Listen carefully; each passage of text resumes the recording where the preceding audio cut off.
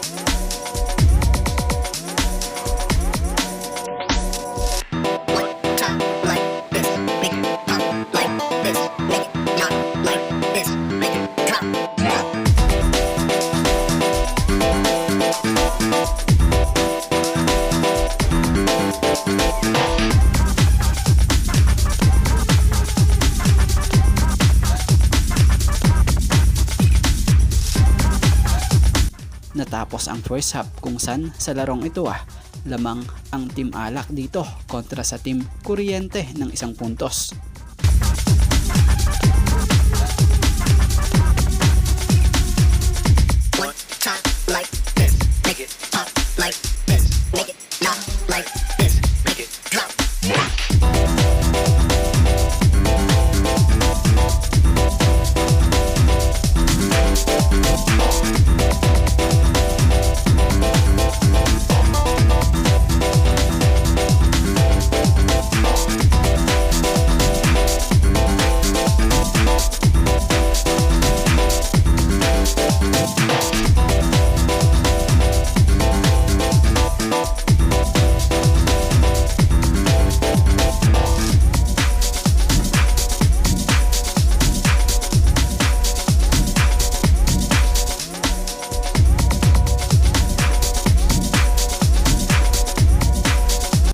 So sa seconds na lang na ito pansinin nyo, lumamang pa ng 4 dito ang Meralco.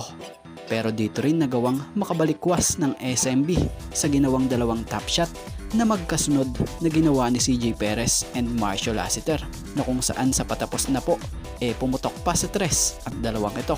Ayan, tuloy sa dulo panalo ang Beermen, iyak ang Meralco. So sa SMB, pinangunahan ni CJ Perez ang laro na kumamada ng 34 points at ito na nga po ang kanyang finals career high.